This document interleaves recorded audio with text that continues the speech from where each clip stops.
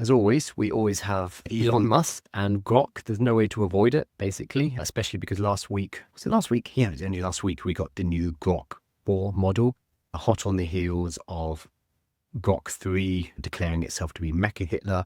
Yesterday, we found out that Grok 4 considers its own surname to be Hitler, etc., etc. There are problems, there are teething problems.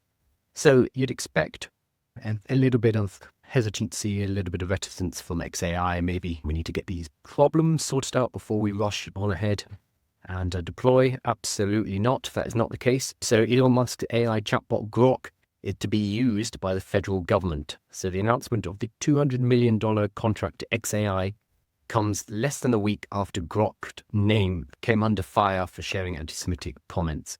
So basically, the Grok model, Grok 4 in particular, the new model, is going to be part of a government contract, US government contract, to be placed inside the Department of Defense. Now, it is not the only one. So yesterday, Grok has announced Grok for Government, which is connected to this. We're excited to announce Grok for Government, a suite of frontier AI products available first to United States government customers.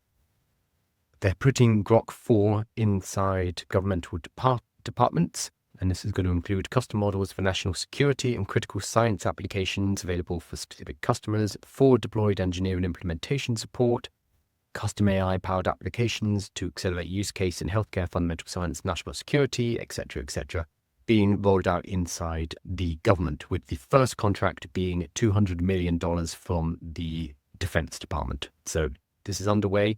I thought that Trump and Musk had broken up and were not friends anymore, but apparently that's not the case because this is going ahead. The money's been sent.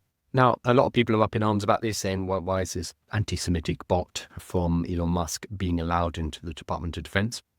One thing, which I think is important, and some people will ignore, this is one of multiple AI companies that are being put into the Department of Defense as part of this deal. The DoD has announced similar contracts with $200 million ceilings for several other US-based artificial intelligence developers, including Google, Anthropic, and OpenAI. So there's $800 million on the table here for the 4 companies at the moment. So we've got XAI, the creators of Grok, owned by Elon Musk, Google, who create Gemini, Anthropic, who create Claude, and OpenAI, who obviously create ChatGPT.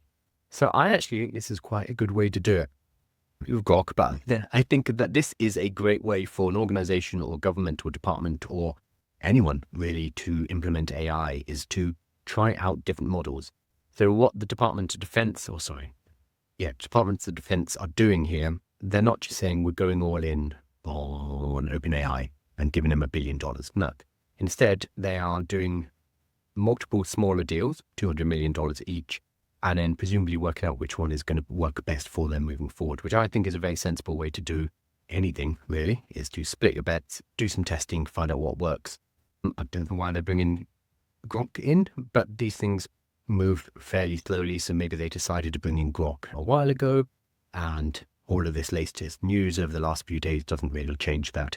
So $800 million in total as the ceiling, which sounds like a lot of money, but we do need to compare this to what is normally spent in governmental contracts. And I was looking into this a bit, trying to work out if this is a big deal or is this like minor spending. So this is the big recent one, they built something called Jedi Cloud, very cool name, which was bringing the Department of Defense onto the cloud, basically, from 2019 to 2021, so kind of COVID time. Oh, yes, it would have been because of COVID, because of remote working, I assume. I don't know, don't quote me. But building of the Department of Defense's cloud infrastructure cost $10 billion. So that kind of puts this in perspective. This is $800 million as a ceiling, split between 4 AI companies to work out how to use artificial intelligence in a governmental department. A lot of money. But remember, the Department of Defense also spent $10 billion bringing online a cloud infrastructure. So the amounts that are being talked about here are just huge, exponentially large. So I think it's a lot of money, and we'll see how they use it. I'm surprised they're using Grok, but I guess considering Elon Musk's connection with the Trump administration, good or bad, there is a connection. It was always going to be a front runner. So they're going to leverage commercially available solutions into an integrated capabilities approach, which will accelerate the use of advanced AI as part of our joint mission essential tasks in our warfighting domain, as well as intelligence, business, and enterprise information systems. The US Chief Digital and AI Officer, Dr. Doug Matty, said in a statement. So all four of these AI companies are deploying AIs which can be used in warfare. Yeah. Nobody is innocent here. And I think it would be naive of us to assume any different. And the fact that Anthropic are also in here, and the creators of Claude, but themselves forward as the group aligned company, we do need to remember that those ethics maybe don't extend as far as $200 million deals. They are going for it just as well as everyone else. Yeah, makes sense. A lot of money's been spent on this. I think the Department of Defense is doing it in a very smart way, trying out a lot of different models. Interesting that they're putting Grok in, but we have to put that in the context of they're using all of the models, all of the main frontier models. So they're trying to work out what's best. And while $800 million seems like a huge amount of money, we need to put that in the larger context of the budgets of these projects normally, which are in the billions.